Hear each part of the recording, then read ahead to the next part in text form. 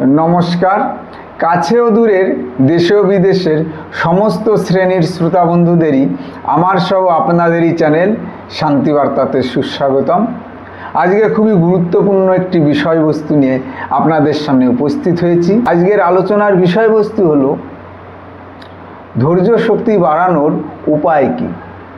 হ্যাঁ বন্ধুরা, সেই বিষয়ে আজকে এক এক করে ধরে ধরে কিছু কথা তুলে ধরব।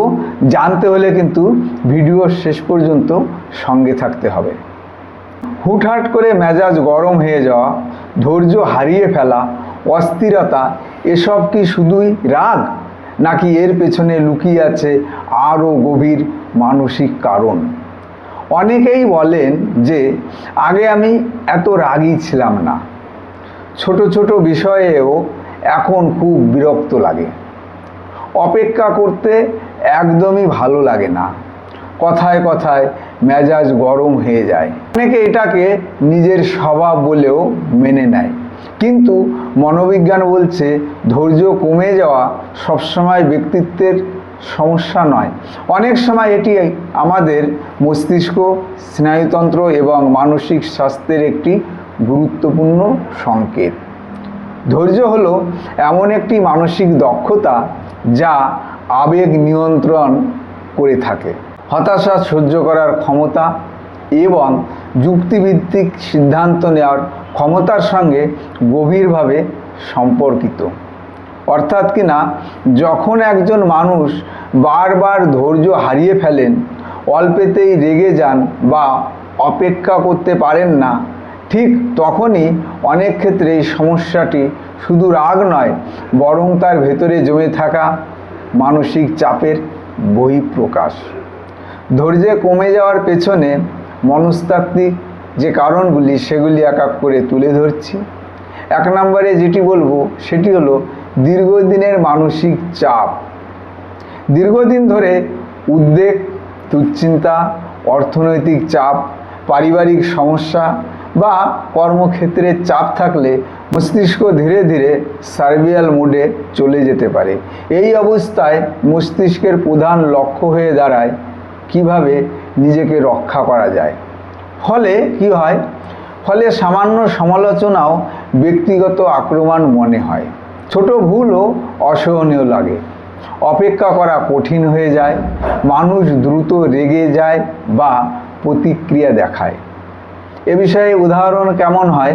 যেমন কিনা, অফিসে সারাদিন চাপের মধ্যে কাজ করার পর বাড়ি ফিরলেন, সন্তান যখন জিজ্ঞাসা করলো, বাবা আমার সঙ্গে খেলবে, আপনি অকারণে চিৎকার করে উঠলেন। সমস্যা সন্তানের নয়, আপনার স্নায়ুতন্ত্র ইতিমধ্যেই অতিরিক্ত চাপের মধ্যে ছিল, সেই কারণেই আপনি উত্তেজিত হয়ে পড়লেন। 2 নম্বরে যে আলোচনা করব, আবেগ যুক্তির চেয়েও দ্রুত কাজ করে থাকে। রাগ একটি তাৎক্ষণিক আবেগ, অন্যদিকে ধৈর্য একটি ধীর, সচেতন মানসিক প্রক্রিয়া। তাই যখন আবেগ খুব তীব্র হয়, তখনই আমরা প্রায় আগে প্রতিক্রিয়া দিই, পরে অবশ্য অনুশোচনাও করে থাকি। এই কারণেই রাগ কমে যাওয়ার পরে অনেকেই বলেন এভাবে বলা উচিত হয়নি, কারণ সেই মুহূর্তে সিদ্ধান্ত নিয়েছিল আবেগ, যুক্তি নয়। সে কারণেই ভুল সিদ্ধান্ত নেওয়া হয়ে যায়। 3 নম্বরে যে বিষয়বস্তু নিয়ে আলোচনা করব সেটি হলো মানসিক শক্তি বা মেন্টাল এনার্জি কমে যাওয়া। আমাদের মস্তিষ্কেরও একটি ব্যাটারি আছে। অতিরিক্ত কাজ, কম ঘুম, দীর্ঘদিনের উদ্বেগ, সম্পর্কের টানাপোড়েন বা শারীরিক অসুস্থতা সেই ব্যাটারিকে কিন্তু দুর্বল করে দেয়। এর ফলে কি হয়? এর ফলে যেটি হয় সেটি হলো, যে মানুষটি আগে হাসি মুখে সমস্যা সামলাতেন, এখন একই পরিস্থিতিতে সহজেই ভেঙে পড়েন বা রেগে যান। তার জন্য কোনো ধৈর্য শক্তি একেবারেই নেই। এ বিষয়ে যে উদাহরণ দেব সেটি হলো, আগে ট্রাফিক জ্যামে বসে গান শুনতেন, কিন্তু এখন ওই একই ব্যক্তি জ্যামে বসে শুধুই হর্ন বাজাতে শুরু করেন। পরিবর্তন ট্রাফিকে নয়, পরিবর্তন ওই ব্যক্তির মানসিক শক্তিতে। এই বিষয়ে 4 নম্বরে যেটি তুলে ধরব সেটি হলো জমে থাকা অমীমাংসিত আবেগ। অনেক মানুষ বছরের পর বছর নিজের কষ্ট প্রকাশ করেন না, সবসময় অন্যদের খুশি রাখতে চান, না বলতে পারেন না, নিজের অনুভূতিকে গুরুত্ব দেন না। এই দীর্ঘদিন জমে থাকা আবেগ একদিন ছোট্ট একটি ঘটনাকে কেন্দ্র করে বিস্ফোরিত হয়। তখন বর্তমান ঘটনা নয়, অতীতের জমে থাকা কষ্টই রাগ হয়ে বেরিয়ে আসে। 5 নম্বরে যে বিষয়বস্তু তুলে ধরব সেগুলি হলো সব কিছু নিয়ন্ত্রণ করার প্রবণতা। যত বেশি আমরা বিশ্বাস করি সবাই আমার মতো চলবে, সব কিছুই পরিকল্পনা মতো হবে, কেউ ভুল করবে না, তত বেশি হতাশা জন্মায়। বাস্তব জীবন কিন্তু অনিশ্চিত, আর অনিশ্চয়তাকে মেনে নেওয়ার ক্ষমতাই ধৈর্যের একটি গুরুত্বপূর্ণ অংশ।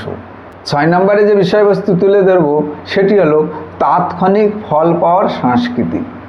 আজকের পৃথিবীতে এক ক্লিকেই তথ্য, কয়েক মিনিটেই খাবার, মুহূর্তেই বিনোদন, সঙ্গে সঙ্গে গাড়ি। ধীরে ধীরে আমাদের মস্তিষ্ক অপেক্ষা করতে ভুলে যাচ্ছে, বা অপেক্ষা করার যে ক্ষমতা মস্তিষ্কের সেটি লোপ পেতে চলেছে। বাস্তব জীবনে যেখানে সময় লাগে সেখানে অস্থিরতা তৈরি হওয়া কিন্তু স্বাভাবিক ব্যাপার। 7 নম্বরে যেটি নিয়ে আলোচনা করব সেগুলি হলো ঘুম, খাদ্যাভ্যাস ও শরীরের প্রভাব। আমরা প্রায় শুধু মনকে দোষ দিই।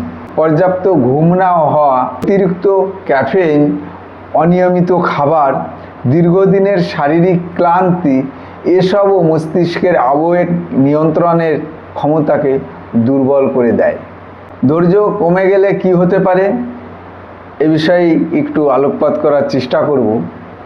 যদি দীর্ঘদিন ধৈর্য কমে থাকে তাহলে তার প্রভাব শুধু রাগের মধ্যেই সীমাবদ্ধ থাকে না। পারিবারিক অশান্তি বাড়ে, সন্তানেরা আপনার সামনে কথা বলতে ভয় পেতে শুরু করে, দাম্পত্য সম্পর্কের দূরত্ব তৈরি হতে পারে, কর্মক্ষেত্রে সহকর্মীদের সঙ্গে সংঘাত বেড়ে যেতে পারে, সিদ্ধান্ত নেওয়ার ক্ষমতা দুর্বল হয়, নিজের আত্মসম্মান ও ক্ষতিগ্রস্ত হয়ে থাকে। কারণ প্রতিবার রাগের পরে আসে অনুশোচনা, আর অনুশোচনা আবার নতুন মানসিক চাপ তৈরি করে থাকে। তার ফলে কি হয়, এইভাবেই একটি চক্র তৈরি হয়। প্রথমে রাগ থেকে অপরাধবোধ, অপরাধবোধ থেকে মানসিক চাপ, আর মানসিক চাপ থেকে আবারও রাগের সৃষ্টি হয়। তাহলে ধৈর্য বাড়ানোর বৈজ্ঞানিক ও মনস্তাত্ত্বিক উপায় কি সেগুলি এক এক করে তুলেও ধরব। 1 নম্বরে থামুন, আগে থেমে যান, একটু ভেবে নিন, তারপরে বলুন। রাগের সময় সঙ্গে সঙ্গেই উত্তর দেবেন না। 10 থেকে 15 সেকেন্ডের ছোট্ট বিরতি ও মস্তিষ্ককে যুক্তি ব্যবহার করার সুযোগ দিয়ে থাকে। 2 নম্বরে কি করবেন, নিজের রাগের ট্রিগার লিখে রাখুন। কি কি বিষয়ে আপনার রাগ হলো এই বিষয়বস্তুগুলি 1 সপ্তাহ নোট করুন।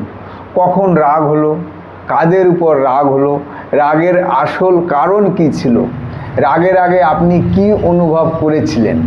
এতে নিজের আবেগের ধরন পরিষ্কার হতে থাকবে। 3 নম্বরে যে বিষয়বস্তু আলোচনা করব, শরীরের সংকেত চিনতে শিখুন। রাগ হঠাৎ আসে না, তার আগে শরীর জানিয়ে দেয় কিছু লক্ষণ। সেগুলি কেমন, বুক ধড়ফড় করা, শ্বাস দ্রুত হয়, কাঁধ শক্ত হয়ে যায়, চোয়াল চেপে যায়। এই সংকেতগুলি দেখলেই কয়েক মিনিট বিরতি নেবেন। 4 নম্বরে যে বিষয়বস্তু নিয়ে আলোচনা করব সেগুলি হলো প্রতিদিন ধীরে থাকার অনুশীলন করুন। ধীরে হাঁটুন, ধীরে খাবার খান, মোবাইল ছাড়া 15 মিনিট বসে থাকুন, প্রকৃতির দিকে তাকিয়ে সময় কাটান। এতে করে মস্তিষ্ক অপেক্ষা করার ক্ষমতা পুনরায় শিখতে শুরু করবে। 5 নম্বরে যে আলোচনা করব সেগুলি হলো নিজের চিন্তাকে প্রশ্ন করুন। রাগের সময় নিজেকে জিজ্ঞাসা করুন, এই ঘটনাটি 5 বছর পরে কি এতটাই গুরুত্বপূর্ণ থাকবে? বেশিরভাগ ক্ষেত্রেই উত্তর হবে না। লক্ষ্য করে দেখবেন। নম্বরে যে বিষয়বস্তু তুলে ধরব সেটি হলো নিয়মিত ব্যায়াম ও শ্বাস প্রশ্বাসের অনুশীলন। প্রতিদিন 20 থেকে 30 মিনিট হাঁটা, যোগ ব্যায়াম, ধ্যান বা গভীর শ্বাস প্রশ্বাসের অনুশীলন স্নায়ুতন্ত্রকে শান্ত রাখতে কিন্তু সহায়ক হয়। 7 নম্বরে যে আলোচনা করব, নিজের প্রতি সহানুভূতিশীল হন। সব সময় নিখুঁত হওয়ার চেষ্টা করবেন না। ক্লান্ত হওয়া, বিরক্ত হওয়া বা বিশ্রামের প্রয়োজন হওয়া এসবও মানুষের স্বাভাবিক অভিজ্ঞতা। নিজেকে দোষারোপ করার পরিবর্তে নিজের যত্ন নিন। তাহলে এই ধরনের সমস্যার যদি সম্মুখীন আপনার পরিচিত কেউ থেকে থাকে, তাকে সাহায্য করার চেষ্টা করুন। কখন অবশ্যই বিশেষজ্ঞের সাহায্য নেওয়া উচিত সেগুলি তুলে ধরছি। যদি দেখেন যে রাগ নিয়ন্ত্রণের বাইরে চলে যায়, সম্পর্ক ভেঙে যেতে থাকে, জিনিসপত্র ভাঙচুর করে বা নিজেকে বা অন্যকে আঘাত করার চিন্তা ভাবনা আসে, রাগের সঙ্গে উদ্বেগ, বিষণ্ণতা বা অতীতের মানসিক আঘাতও যুক্ত থাকে, দৈনন্দিন জীবন ব্যাহত হয়, তাহলে একজন কাউন্সিলিং বা মনোরোগ বিশেষজ্ঞের সঙ্গে পরামর্শ করা উচিত। একটা বিষয় মনে রাখবেন যে ধৈর্য মানেই রাগকে চিনতে শেখা, নিজের আবেগকে পরিচালনা করতে শেখা, মুহূর্তের উত্তেজনায় পরিবর্তে দীর্ঘমেয়াদী ফলের কথা ভাবা, নিজের স্নায়ুতন্ত্রকে শান্ত রাখতে শেখা। আরও যে বিষয়গুলি খেয়াল রাখবেন সেগুলি হলো, যে মানুষ নিজের আবেগকে নিয়ন্ত্রণ করতে শেখেন তিনি শুধু শান্ত মানুষ নন, তিনি একজন মানসিকভাবে পরিণত মানুষ। ধৈর্য জন্মগত নয়, প্রতিদিনের ছোট ছোট সচেতন অনুশীলনই ধীরে ধীরে একজন মানুষকে ধৈর্যশীল করে তোলে। নিজের মনের যত্ন নিন, কারণ শান্ত মনই ধৈর্যের সবচেয়ে বড় ভিত্তি। তাহলে এতক্ষণ ছোট্ট একটি ভিডিওর মাধ্যমে যে কথাগুলি আপনাদের সামনে তুলে ধরার চেষ্টা করলাম, ভিডিওটি যদি ভালো লেগে থাকে অতি অবশ্যই প্রিয়জন ও বন্ধুবান্ধবের কাছে শেয়ার করবেন। দেখুন, শান্তিবার্তা চ্যানেলটিকে আমার একার পক্ষে এগিয়ে নিয়ে যাওয়া কিন্তু কখনোই সম্ভব নয়। আপনারা যারা শুভবুদ্ধি সম্পন্ন ব্যক্তিবর্গ আছেন, এই চ্যানেলটিকে এগিয়ে নিয়ে যাওয়ার কাজে অতি অবশ্যই আমাকে সাহায্য করবেন এবং আপনাদের মূল্যবান বক্তব্য কমেন্টের মাধ্যমে শান্তিবার্তার কাছে পাঠিয়ে দেবেন। আমি যথাযথ উত্তর দেওয়ার চেষ্টা করব এবং পরিশেষে আমি যে কথা বলে শেষ করি, সবাই অনেক ভালো থাকবেন, সুস্থ থাকবেন, শান্তিবার্তার সঙ্গে জুড়ে থাকবেন, এই প্রার্থনায় আজ তবে এখানেই শেষ করছি। নমস্কার।